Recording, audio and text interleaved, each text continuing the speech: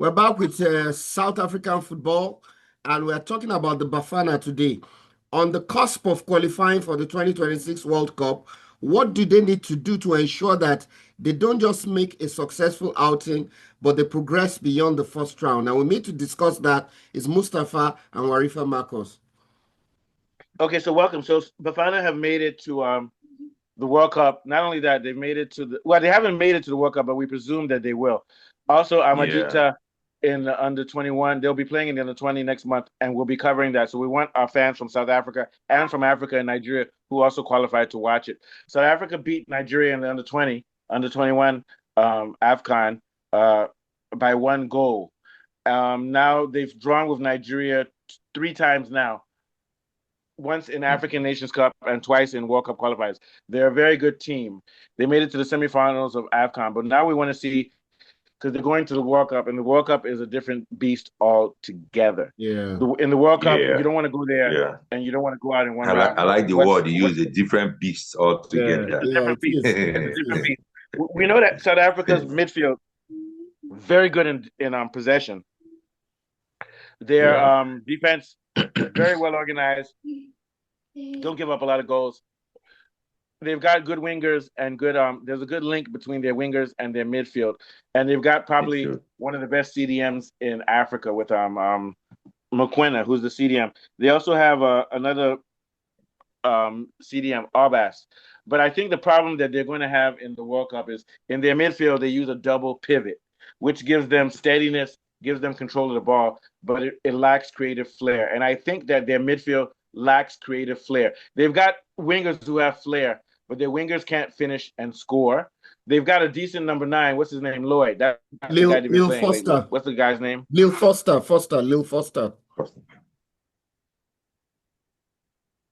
Foster, right? What's his name? Yeah. Lil Foster.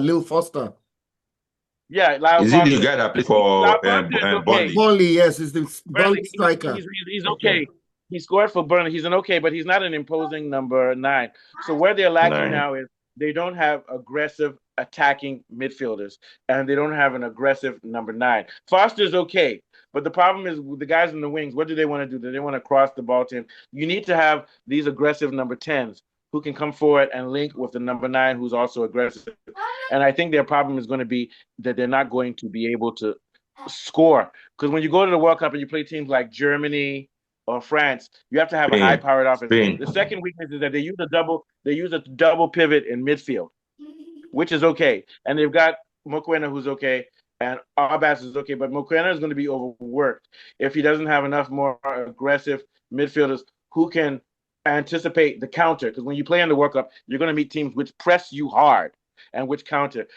Teams in Africa don't do that. They don't press. Can you imagine if South Africa meets Spain with Cucurella and defense who comes high line? You've got who's the guy on the right part of the midfield for Zubimendi? You've got Olmo. You've got guys who press. So.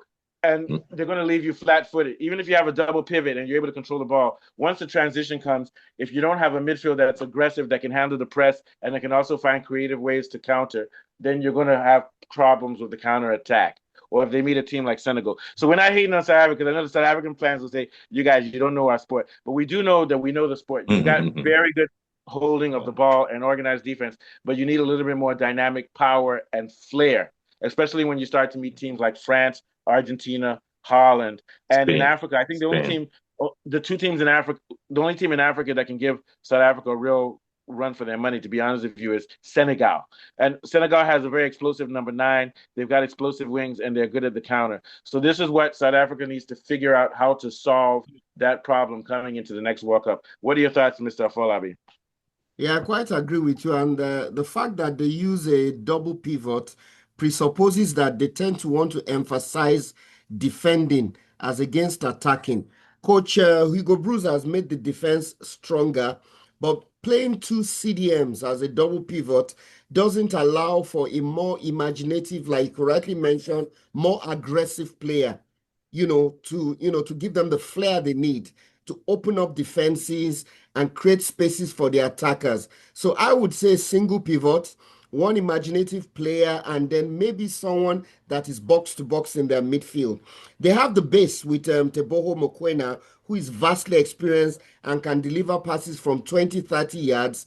But like you rightly mentioned, they need an aggressive presser who is imaginative enough to create spaces and open up defenses in the attack. Also, I feel one area that they can really help Lil Foster is on the wings. They have a lot of pace on the wings. The few times that they won the ball against Nigeria in that game, they counter-attacked and they quickly moved the ball to the wings, and they looked very, very dangerous.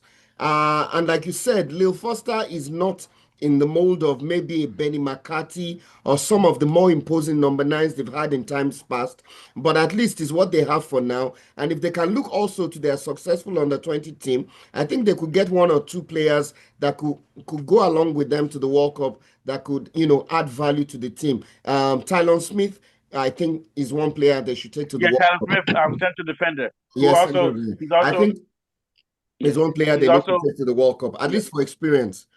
yeah. They need to start bringing Tyler Smith in because not only is he a good central defender, he's also good at set pieces because he's tall He's and tall, power. yeah. He's powerful, Yeah, he can and he can defend set also pieces. in transition he can start runs, and he's also flexible. I still think he can. If you need him to play fullback, he could do it. Yeah, I think he could do it. Or it's a stretch, maybe even CDM. Yeah. But they need to start respecting Even some of for those younger corner players kicks, because even for corner yeah, kicks, because of his yeah. size. Now Zwane is a Right. very good player, but Zwane is getting older and he's losing speed in Yeah. the midfield. So South Africa, it's not enough time for them to find the types of players that you're saying. But they need to start, if they're going to do that, they need to do now, start revamping the team now. I think Lyle Foster is a good number 9. And if you're going to use Lyle Foster and you're not going to have a true number 9, then you're going to have to do like teams like Barcelona, where the wingers have to be able to finish. And also you Yeah. have to have, if you don't have a true number 9, you have to have attacking midfielders. You have Yes. to have attacking midfielders. Like sort of like how De Bruyne used to play, or this guy, Tijani Reinders, who plays for Man City. You have to have these midfielders. So when you have attacking midfielders and you have wingers, they can all converge and create goals without. Because, for example, Barcelona doesn't have a true number 9 when Yeah. this guy is on the Yeah. bench. This guy Yeah. is injured. But they have attacking Yeah, players that can score yeah. goals. Spain Winkish. also Spain who beat Turkey 6. They Yeah, don't really playing have a true false number nine. 9, but they have a false 9. What's his name? The guy that plays false 9 for Is it, Barcelona too. is it Pedri? No, No, Pedro not is a Pedri. midfielder. No, I've forgotten the the one guy's. that plays false 9 for Barcelona. Let me see. But go ahead, Mr. Warif. What are your thoughts? I'll get back to that. Okay. Okay, concerning the South Africans and the Bafana and their World Cup ambition. Well, first and foremost, like I was saying, they are used to each other. Their leagues is one of the best in Africa. But the only thing they need to do is that they need to expose these guys to international footballers, like maybe South Sorry, America. Torres. He's not a true number 9. Sorry. Go ahead. Okay, Go ahead. Okay, Yeah. okay, Torres. Okay. Go ahead. Ferran Torres. So Go yeah. ahead. Yeah. So the South Africans, most of their players are home-based players. There are very few, maybe about 5% or so, or 10% that plays overseas. So to me, if they want to do better in the World Cup, they have to try and organize friendly matches with some South American countries, and not just any type of country, first great friendly matches, and some European countries, so that they can get used to, let them test themselves. They know their weak points, they know their strength. Like we've been saying, the heart of every team is in the midfield.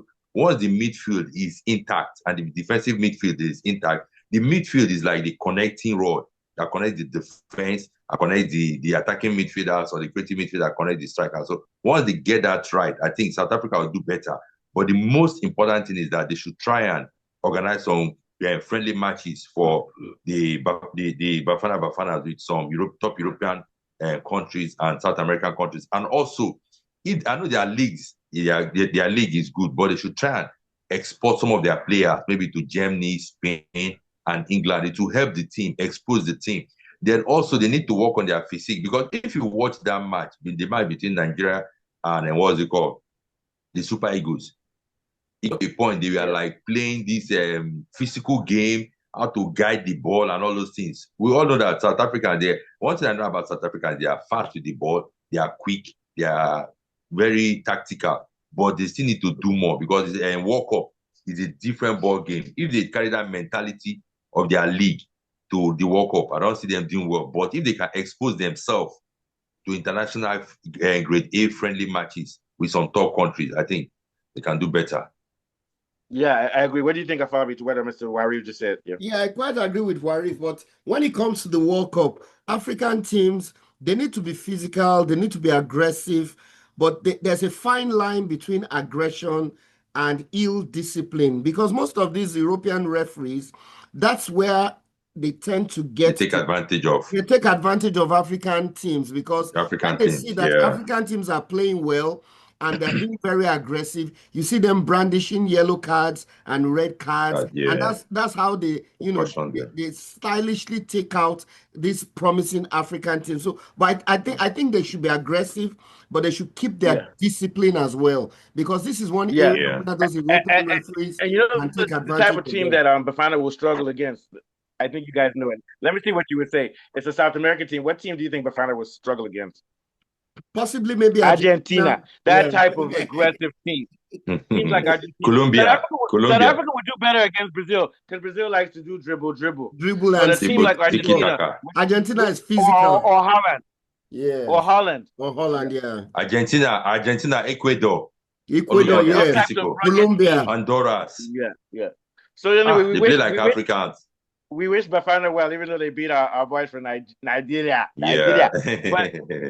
But in ending it, I would say that South Africa, you can't get away in the World Cup of doing a double pivot, man. And even though McQuinna is a very good CDM, they're still going to have some hardcore CDM type players. I don't know how good Albas is, AUBAS is, but they're going to have a balance between ruggedness and holding the ball, but also a dynamic. And you're going to have some skill. And in fact, you have to have a complete midfield.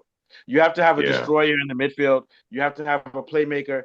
You have to have people who can hold the ball, people who can track back. Fast. So that's what they need to work on. We know that they have a good midfield. It just needs to be a little bit more diverse and dynamic. What do you think, Mr. Warif, before we go to Mr. Afolabi? Yeah, like something just came to my mind. I remember USA 94, the match between Nigeria and Argentina. What killed us in that match was lack of experience because, when there was this free kick, I think Nigeria was leading 1-0. There was this free kick that he gave against Nigeria. The Nigerian players were just flat-footed. Before he knew it, Maradona got the ball, passed it to, I think, to Kanija also. And that was how they scored. They caught the Nigerian guys. Oh, yeah, I remember that. And I don't like watching that match because it's so painful. Maradona was looking at Kanija and said, wait, I'm going to give you the ball now. Wait. That goal destroyed us. It was a free kick by Maradona. Yes. Do you remember that? I do. And I think it's because it's Nigeria. If it was a foreign team, they would have called it back. Experience. They would have called it back. We lack experience in that match. So experience, not just experience, but we have to be streetwise. Yeah, African teams. Because Argentina outsmarted Nigeria. I remember that match because this guy made the pass and Kanija was there. Although we know Kanija and Maradona were doing cocaine. So South Africans, I think they should try everything. Like modern day football, I want to call the ball. Put the ball, don't wait for the ref, just put the ball and respect the you have to be tricky. But I'll give them credit because even though South Africans brag about their national league, they've started putting players from other leagues. Like Lyle Foster plays for Burnley, which is good. So they need to have a good mix. 70% of their team should be from South Africa. Teams like you said, Mamelodi. But even Mamelodi has a Brazilian number 9. Yeah. You get my point. But he can't play for them. No, he can't play for them. I'm just joking. So most of their players should come from South Africa, but they need to have some other guys. I miss the days of Pina. I remember Pina. That guy was good, man. Yeah, man. Steven also, he played for Everton. Yeah, this guy. What's his name? What's his name? Is it McFish? Benny McCarthy. No, the one that we always talk about. McCarthy. McCarthy drank too much beer. Too much black label. South Africans know what I mean. Too much black label and pop and goat meat. Benny McCarthy got too much weight. No. Yeah. He reminded me of Ronaldo. He was like Ronaldo, big guy, good skill. But he liked women and beer too much. Yeah. All right, I thought I'd take us out, man. Very good show, guys. Thank you very much.